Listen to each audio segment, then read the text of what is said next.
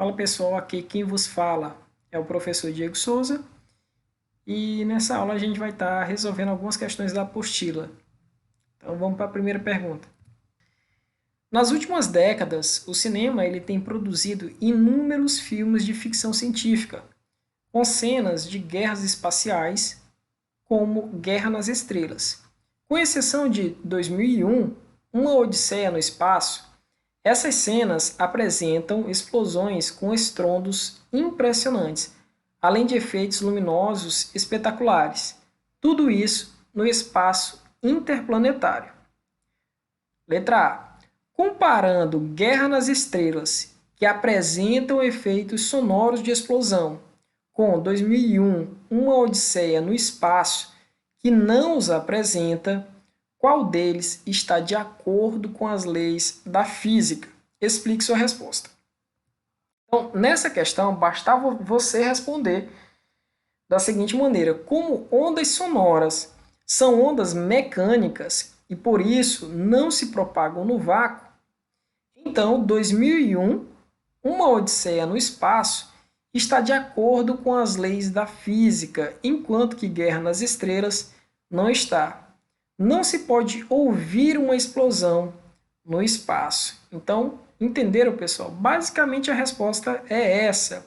O som ele não se propaga no espaço, isso porque não existe matéria para que ele se propague, ok? Então, no filme Guerra nas Estrelas, ele traz uma ideia errônea, né, com os efeitos sonoros, de que no espaço você poderia estar ouvindo todo aquele estrondo, né?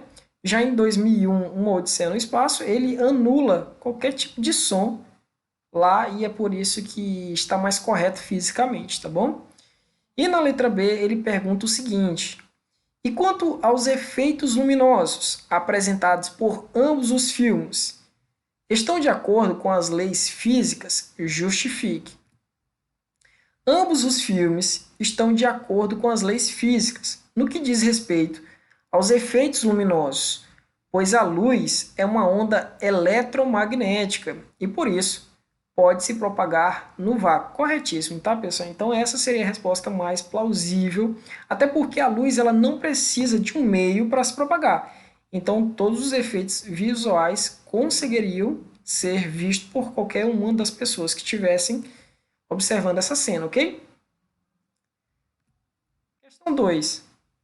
A sucessão de pulsos representados na figura a seguir foi produzida em 1,5 segundos.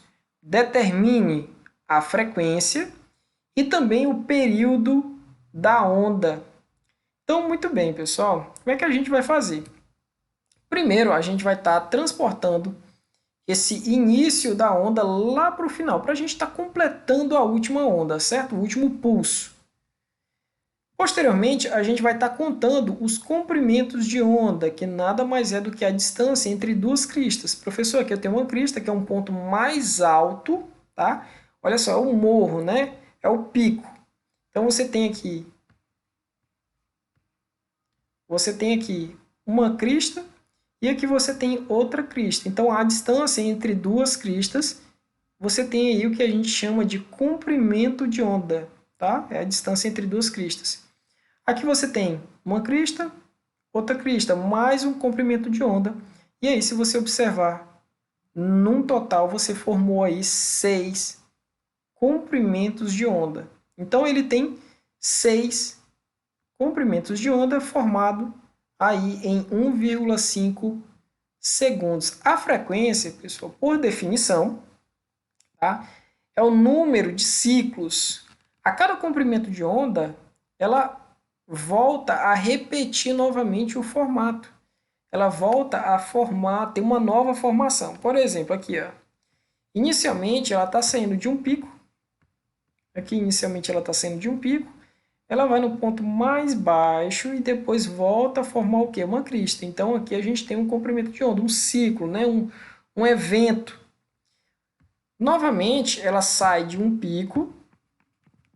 Ela sai novamente de um pico, vai no ponto mais baixo e depois retorna para um pico. Então, você tem um segundo evento. Então, Esse N representa exatamente isso, é o número de eventos, o número de comprimentos de onda formado. E o ΔT é em que tempo isso acontece. Então, a gente já sabe que ela forma aí 6 comprimentos de onda, tá? Então, esse N aqui vai dar igual a 6 num tempo hábil de 1,5 segundos. Então, basta tomar aí esta razão para a gente estar determinando a nossa frequência, que é igual a 4 Hz. Lembrando que a unidade de frequência é Hz, tá? Mas isso só vai acontecer se o tempo ele estiver dado em segundos, tá bom? Se o tempo estiver dado em minutos, sempre precisamos convertê-lo para que a unidade da frequência dê em Hz, tá bom?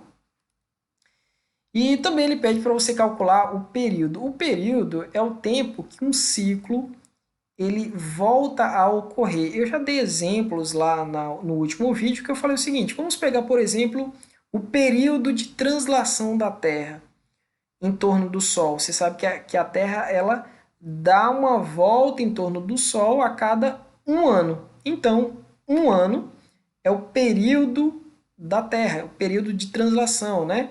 Então ela sai da sua posição inicial, dá uma volta em torno do Sol e chega novamente no mesmo ponto de partida. Então, quando isso acontece, a gente tem o período.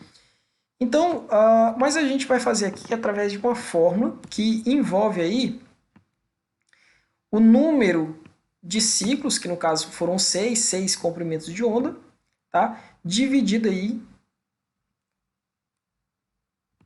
Mas aqui nessa questão, pessoal, a gente vai estar utilizando a seguinte forma. A gente vai estar definindo o período como o inverso da frequência. Então veja que é a mesma fórmula da frequência, porém invertido. O número de ciclos ele que ficava inicialmente em cima, agora ele vai estar embaixo, tá? E o tempo que ficava embaixo agora vai ficar em cima. Então, tomando aí a razão entre esses dois valores, o tempo de observação foi igual a 1,5 segundos, dividido por 6 comprimentos de onda, tá? Ou 6 ciclos, 6 eventos. Isso aí vai dar um total de 0,20 segundos. Então, veja o seguinte, que ele leva, definição de período, ele leva 0,25 segundos para sair de um pico e chegar em outro. Então, isso demora 0,5 segundos. É o período dele, tá? E os demais também demoram exatamente esse tempo. Sai de um ponto mais alto, vai num ponto mais baixo e retorna para um ponto mais alto. Isso demora cerca de 0,20 segundos. Terceira questão. Um marinheiro, ele contou 300 ondas de mar num intervalo de tempo de 10 minutos. Então, durante 10 minutos, ele observando o mar, ele contou 300 ondas, certo? Ou 300 ciclos, como a gente acabou de observar. Calcule a frequência em Hertz. Então, como eu já falei, pessoal, toda vez que você quiser que a frequência ela dê em Hertz, você vai ter que converter o tempo para segundos, tá? Caso ele já tenha dado em segundos, você só mantém, mas caso ele tenha dado em minutos, você tem que converter. Então, primeira coisa, vamos escolher os dados da questão. Então, dados da questão, ele observou aí n igual a 300 ondas, né? Então, teu n, que é o número de ciclos, o número de eventos, é igual a 300, e o tempo foi de 10 minutos. Você sabe que 1 minuto tem 60 segundos, logo 10 vai ter 10 vezes 60 segundos, tudo bem? Que vai te corresponder aí 600 segundos. É só multiplicar. No lugar do minuto, você vai colocar o quê? 60 segundos, né? Porque cada minuto tem 60 segundos. Então, vai ficar 10 vezes 60, que vai dar igual a 600 segundos. Tomando as fórmulas anteriores, nós temos que a frequência é o número de ciclos, que no caso é 300 ondas, dividido pelo tempo de observação, que no nosso caso é 600. Então, cortando aqui 0 com 0 de cima, mais um zero de baixo com 0 de cima, a gente fica aí 3 dividido por 6, que é igual a 0,5 Hz. E como eu já tinha falado, aqui também na questão ele pede para você calcular o período, tá? Que é o tempo de uma onda para outra. Tá? Acontece uma onda, isso leva um determinado tempo, e antes que a próxima onda inicie, né, a gente para o tempo e a gente observa o período, né, da formação de uma única onda. Que a gente pode estar utilizando a fórmula anterior também, é só inverter, tá, pessoal? Aqui você dividiu 300 por 600 e aqui você vai simplesmente inverter os teus dados. Lembrando que o período, lembra sempre, o período é o inverso da frequência. E isso vai ficar mais claro quando eu te mostrar uma outra maneira de como calcular o período, ok? Eu vou te mostrar uma outra maneira. Então vai ficar simplesmente 600 dividido por 300, que é igual a 2 segundos. Então, como eu falei, existe uma outra maneira que eu acho até mais simples de você estar determinando aí o período. Não é que seja mais simples, mas ela é mais usada. Tá? No caso aí, a gente vai estar definindo também o período como a razão entre 1 sobre f, onde esse f é o valor da frequência. Então, como a gente já determinou ela inicialmente, basta pegar e colocar embaixo do 1. Então, como é que vai ficar? Vai ficar 1 dividido por 0,5 e com o auxílio da calculadora você chega aí no valor igual a 2 segundos. Observe que deu o mesmo resultado, tá? Quarta questão. O gráfico abaixo representa a posição y de uma rolha que se move verticalmente em uma piscina, onde é produzida uma onda transversal, com cristas sucessivas distantes 2 metros uma da outra. Qual é a velocidade de propagação da onda? Então, o que eu quero que você imagine é o seguinte: você tem uma rolha dentro de uma piscina quando é produzida uma onda. Essa rolha ela vai executar um movimento de subida e descida, ok? Ele fala no comando da questão que vão ser formadas diversas ondas e que se você pegar a distância, né, entre duas cristas, você vai ter 2 metros. Pessoal, isso aqui é chamado de comprimento de onda. Lembra que a distância entre dois pontos de máximo, olha só que a gente tem um ponto de máximo e o outro ponto de máximo seria exatamente aqui. E essa distância é o que a gente conhece como comprimento de onda, tá? Que é o lambda. E ele fala que isso aqui é igual a 2 metros. Muito bem, já temos o comprimento de onda. Então, só que o que ele quer, na verdade, é a velocidade. E para a velocidade, basta pegar este comprimento de onda que acabamos de determinar que é igual a 2 e multiplicar pela frequência, tá? Então, botando aqui, comprimento de onda que nós já sabemos que é igual a 2, agora falta simplesmente determinar a frequência para depois acharmos a velocidade, que é o que a gente tanto procura. Então, uma outra coisa que ele te fornece através do gráfico é o período, tá? Antes da gente ir para a frequência, vamos falar um pouco sobre período.